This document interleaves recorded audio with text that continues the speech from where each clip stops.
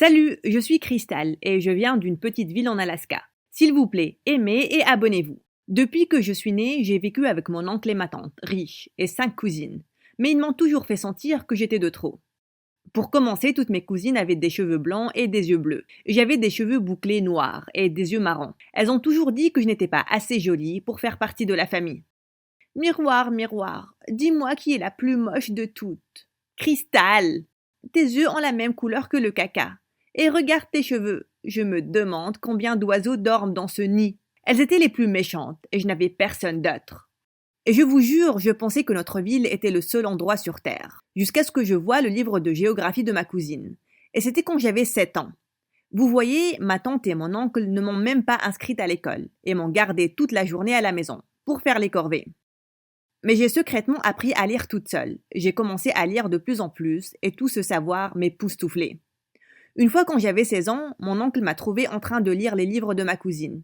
Et il l'a immédiatement arraché de mes mains. Tu sais combien ça coûte cher, ça? Et tu l'utilises gratuitement. Pourquoi es-tu toujours si méchant avec moi? Parce que tu es bizarre et pas vraiment l'une d'entre nous. Je l'ai poussé et j'ai couru vers ma chambre. Je détestais être ici. Quelques semaines après, c'était Noël, et j'ai trouvé 5 énormes cadeaux sous le sapin, et une autre boîte ayant la taille d'une boîte d'allumettes. Bien sûr, c'était mon cadeau. Et tout ce qu'il y avait dedans, c'était une pincée de sel. Histoire que tu te souviennes de mettre la bonne dose de sel quand tu cuisines pour nous. Tout le monde a ri, et j'avais envie de leur frapper les têtes contre le mur. Alors que j'étais occupée à cuisiner, un avocat est venu à la maison. Curieuse, je l'ai suivi au bureau. Et quand j'ai entendu la conversation avec ma tante et mon oncle, j'ai été choquée. Cette fille, Crystal, vaut des milliards. Si vous voulez garder l'argent que ses parents ont laissé, vous devez l'adopter légalement. Attendez, quoi? J'étais une milliardaire? Dès que l'avocat est parti, ma tante est venue en courant à la cuisine et m'a littéralement traînée au salon. On m'a mis sur le fauteuil de mon oncle pendant qu'il prenait tous les cadeaux de mes cousines et me les donnait à moi. Toi, fais un massage de pied à Crystal. Toi, va lui faire un chocolat chaud avec des marshmallows en plus. Et vous autres, on change le menu pour cuisiner ce que Crystal aime le plus. Et vous allez cuisiner. Allez, au fourneau. Waouh. Juste waouh. Tout à coup, j'étais aimée et vraiment gâtée. J'ai décidé que maintenant était le bon moment pour avoir ce que je voulais vraiment. Aller à l'école. Oh ma chérie, non. L'école est un endroit tellement dangereux pour les filles. Mais toutes mes cousines sont des filles. Ce sont des débiles. Elles ne sont pas aussi précieuses que toi, ma chérie. On va embaucher le meilleur tuteur pour toi. C'était mieux que rien. Au moins, j'allais apprendre quelque chose. Mais le lendemain soir, alors que je prenais de l'eau dans la cuisine, je les ai entendus parler. Combien de temps on doit devoir gâter cette vilaine fille? Ne t'inquiète pas. Une fois qu'on prendra son argent, on l'enverra dans un orphelinat. Qui veut de cet enfant poilu? Iou. Mon Dieu, je savais qu'ils étaient gentils avec moi seulement pour l'argent. Mais ces imbéciles cupides n'avaient même pas l'intention de me laisser rester. Cette nuit-là, j'ai fait mes valises et je me suis enfuie. J'ai pris le premier train qui quittait la ville. Dans le train, une vieille dame s'est assise à côté de moi et m'a dit que j'étais vraiment jolie. Elle avait l'air gentille. Et quand on est descendu, elle m'a demandé de la rejoindre pour un repas chez elle. C'était la première fois que quelqu'un me traitait si gentiment, sans savoir que j'étais riche. Quand je suis arrivée à son manoir, il semblait qu'elle était elle aussi une milliardaire. J'ai rencontré quelques filles plus âgées que moi, mais elles avaient l'air toutes heureuses.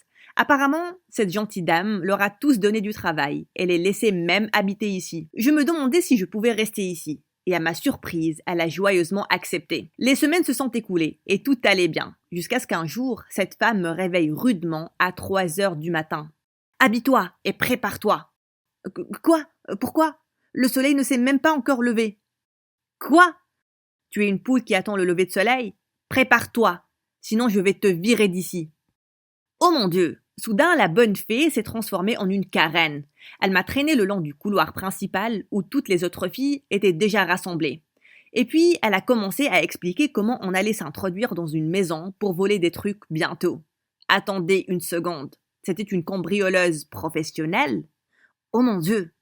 Je ne pouvais pas croire que je vivais avec un gang de voleuses durant des semaines. Je n'allais pas participer à ça. Je suis partie en douce et j'ai utilisé le téléphone de la vieille dame pour les dénoncer à la police. Quand la police est venue pour l'arrêter avec le gang, l'une des filles s'est tournée vers moi et elle a dit « J'ai toujours su que tu n'étais pas une voleuse. Tiens, prends ça et va voir cet homme. C'est quelqu'un de très gentil qui veut adopter une fille. Je me suis donc enfuie et je suis allée à l'adresse de Monsieur Hammond, et cet homme semblait être plus riche que cette vieille Karen. Quand un majordome m'a emmené vers lui, j'ai expliqué que je n'avais pas de famille, et qu'une fille m'avait donné ses coordonnées, et il était très heureux. Oh mon Dieu, oui, j'ai toujours voulu adopter une petite fille. Je suis tellement heureux de te rencontrer. Et Crystal, c'est un prénom tellement beau. Bienvenue dans ta nouvelle maison. Et juste comme ça, ma vie a été chamboulée. J'ai été immédiatement emmenée à une magnifique chambre et on m'a donné une garde-robe toute neuve. Et quand j'ai vu l'immense bibliothèque dans la maison, j'ai été ébahie. Oh monsieur, vous ne savez pas combien j'aime les livres. Tout ce que j'ai toujours voulu, c'est d'aller à l'école et d'apprendre autant que possible. Eh bien ma chère, ça peut être facilement arrangé. Il a rapidement appelé quelqu'un et m'a dit que j'allais commencer l'école la semaine prochaine. Est-ce que c'était réel ? Même s'il avait l'air adorable, je ne lui faisais pas assez confiance pour lui parler de l'argent de mes parents. Je savais ce que ça faisait aux gens. Un matin, alors que j'étais encore endormie, quelqu'un m'a fait la peur de ma vie en sautant sur le lit. J'ai laissé échapper un grand cri. Et puis j'ai vu une fille, ayant quelques années de plus que moi. Elle criait aussi. « Oh mon Dieu, qui es-tu ? Et qu'est-ce que tu fais dans mon lit ? Papa !» Papa ? Monsieur Hammond est venu en courant. Il s'est avéré qu'elle était sa fille, Pearl, qui était maintenant à l'université. Je viens de rentrer pour prendre quelques trucs. Je suis partie et tu as adopté une petite moche et tu lui as donné ma chambre. Ne sois pas rude.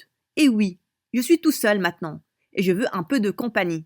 Maintenant, dis bonjour à ta sœur. Sœur, pfff. Je ne sais pas dans quelle poubelle tu l'as trouvée, mais sors-la de ma chambre. Ça va aller. Je sais que je suis moche. Mes cousines se moquaient de mes cheveux et yeux tout le temps. Ce n'est pas nouveau. De quoi tu parles ? Tes cheveux et tes yeux sont beaux. Je ne vois qu'une fille qui est belle à l'intérieur et à l'extérieur. Mais laisse-moi t'emmener à une esthéticienne aujourd'hui. Ces gens feront de la magie sur tes cheveux.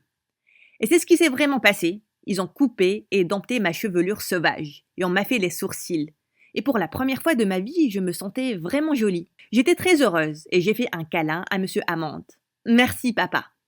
Attendez, est-ce que je viens de l'appeler papa ? Peut-être que je commençais à l'aimer un peu trop rapidement. J'ai eu une magnifique première journée à l'école. Tout le monde me disait que j'étais magnifique. Quelques garçons ont même dit que mes sourcils marrons étaient adorables. Tout allait bien. Sauf que quand je suis rentrée à la maison, j'ai trouvé Pearl qui a réemménagé à la maison. J'ai décidé d'essayer d'être amie avec elle, mais elle était impossible à vivre. J'ai essayé de lui parler durant le dîner, mais elle m'a adressé des regards silencieux de mort. Quand je lui ai demandé de me passer l'eau, elle me l'a jetée au visage. « Pearl !»« Quoi, papa ? Elle ne la voulait pas au visage ? Oups, c'est ma faute. » Un jour, durant le premier cours, notre prof était agacé par des grenouilles qui croissaient. On a tous regardé partout et on ne pouvait en trouver nulle part. C'est là qu'un garçon a mis son oreille près de mon sac. Il a dit « Je pense que ça vient de là. » J'ai ouvert mon sac et je l'ai immédiatement lâché. Une douzaine de grosses grenouilles ont sauté. Il y a presque eu une bousculade avec tout le monde qui criait et qui courait partout. Alors que la prof courait, elle a trébuché sur une chaise et elle est violemment tombée par terre. Elle s'est blessé le bras et j'ai eu un mois de détention pour ma blague. Tout ça, c'était la faute de Pearl, bien sûr. Je suis allée dans sa chambre ce jour-là et je lui ai demandé pourquoi elle était acharnée à ruiner ma vie. « Oh, arrête avec ta tête d'innocente, Crystal. Je sais que tu n'es qu'une croqueuse de diamants. Et mon père est ta proie. Juste parce qu'il est trop doux et bête pour voir le mauvais côté des gens ne veut pas dire que je le suis aussi. Je vais m'assurer que tu n'auras aucun centime de sa fortune. » Elle était folle. Tout ce que je voulais, c'était une famille.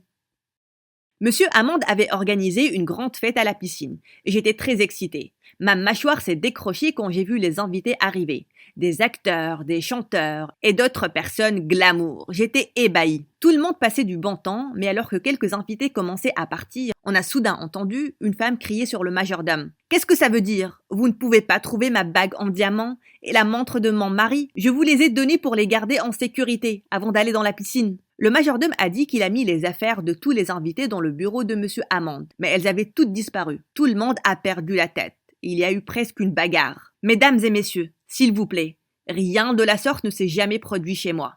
Et je vous assure, je ne vais me reposer que lorsque toutes vos affaires seront retrouvées. Vous avez ma parole. Alors que les invités énervés sortaient en marmonnant et en menaçant Monsieur Hammond, il a ordonné aux servantes de chercher toute la maison. À peine 10 minutes après, une servante est revenue en courant avec mon sac à dos. Elle l'a retourné et toutes les affaires des invités sont tombées.